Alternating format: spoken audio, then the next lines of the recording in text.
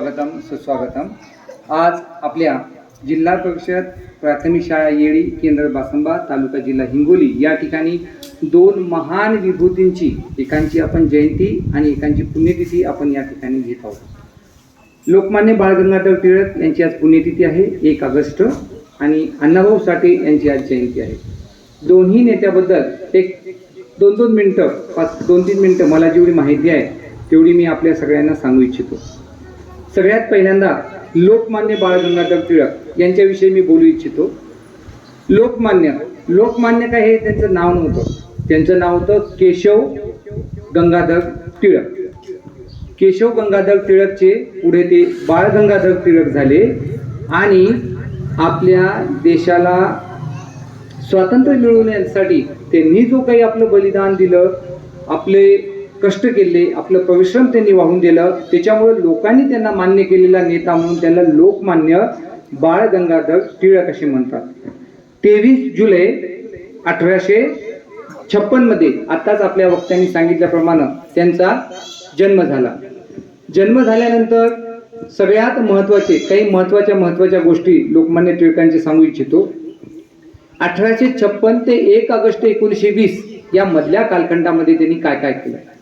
बालपणचं शिक्षण झालं, शिक्षण झाल्यानंतर त्यांनी पुण्याच्या डेक्कन कॉलेजमध्ये ॲडमिशन घेतलं। पुण्याच्या डेक्कन कॉलेजमध्ये ॲडमिशन घेतल्यानंतर पुढं ते गणिताचे प्राध्यापक झाले, गणिताचा त्यांनी अभ्यास केला। गणिताची पुढे त्यांनी पुण्यामध्ये शाळासुद्धा काढली।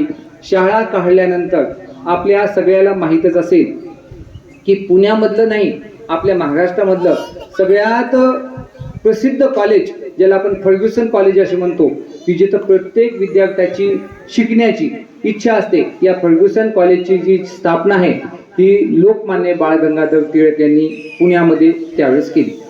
आता सगळ्यात महत्त्वाचं 1600 मध्ये ईस्ट इंडिया कंपनी आल्यानंतर 1600 पासून ते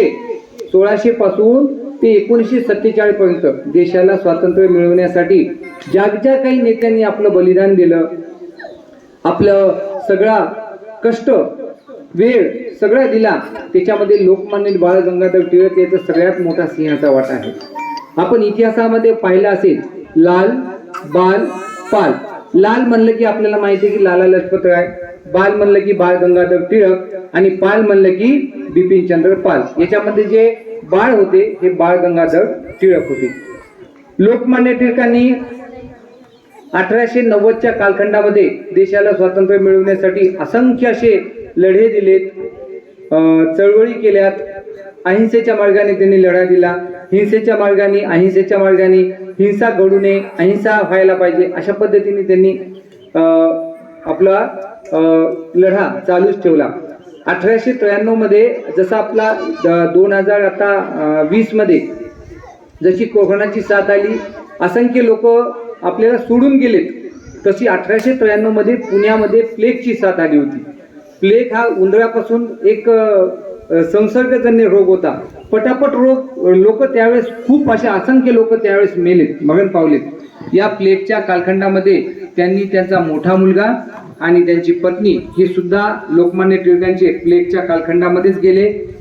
ते पुढं लोकमान्य बाळ गंगाधर टिळक यांनी 1920च्या आधी आपल्या देशाला स्वातंत्र्य मिळवण्यासाठी अहोरात्र बलिदान देऊन आपलं देशाला स्वातंत्र्य मिळवण्यासाठी लढा दिला।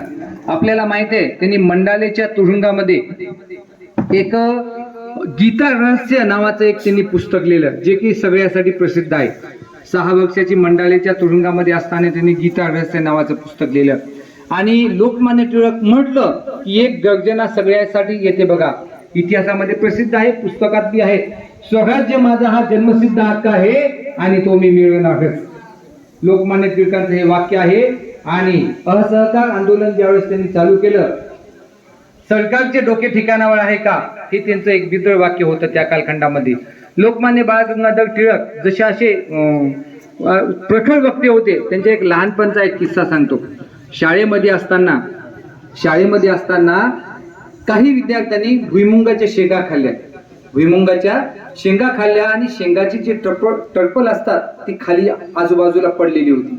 आणि आजूबाजूला पडले असताना शिक्षक ज्यावेळेस आले त्यांनी विचारलं की हे भुईमुगाचे जे टरफल आहेत, भुईमुगाच्या शेंगा खाल्ल्यानंतर हे कुणी टाकलं, एकाही विद्यार्थ्यांनी मान्य केलं नाही, कोणीच मान्य केलं नाही. म्हणून त्यांनी छेडी काढली आणि एका लाईननं जेवढे काही वर्गामध्ये मुलं उपस्थित होते सगळ्याला शिक्षा केली. ज्यावेळेस बाळ गंगाधर टिळकांचा नंबर लागला त्यावेळेस त्यांनी सरला सांगितलं की सर, मी शेंगा खाल्ल्या नाहीत, त्याचे टरफल मी टाकले नाही आणि मी छेडी खाणार नाही. असे पाणीदार वक्ताचे लोकमान्य टिळक 1 ऑगस्ट 1920 ला आपल्याला सोडून गेले. आणि 1 ऑगस्ट 1920 ला गेल्यानंतर आज त्यांची जी पुण्यतिथी आहे, त्याच दिवशी अण्णाभाऊ साठे, त्यांचं नाव तुकाराम भाऊराव साठे यांचा जन्म झाला 1 ऑगस्ट 1920. आता अण्णाभाऊ साठे बद्दल सुद्धा मी 1-2 मिनिटं बोलू इच्छितो. अवघा 1.5 दिवस गेलेला शाळेतला व्यक्ती. किती दिवस? अण्णाभाऊ साठे फक्त 1.5 दिवस शाळेत घेतले आणि 15 कादंबऱ्या, असंख्य पुस्तकं लिहिलीत आणि त्यांचा एक चित्रपट सुद्धा आलेला आहे. मी आता लोकमान्य टिळकांबद्दल सांगता एक विसरलो की लोकमान्य टिळकांवर सुद्धा एक युग पुरुष का लोकमान्य काहीतरी एक पिक्चरचं नाव आहे, माझ्या लक्षात येणार, पिक्चर सुद्धा चित्रपट निघाला. तसं अण्णाभाऊ साठे वर सुद्धा एक चित्रपट निघाला. 1.5 दिवसाचा शाळेत गेलेला व्यक्ती एवढ्या कादंबऱ्या, पुस्तकं लिहितो, हे आपल्यासाठी एक विशेष आहे.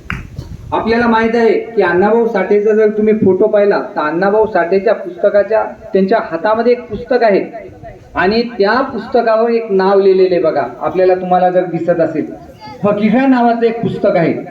या फकीरा नावाला त्यावेळेस महाराष्ट्र म्हणजे राज्याचं एक उत्तम कादंबरी म्हणून चांगलं पुस्तकाचं सन्मान सुद्धा झाला.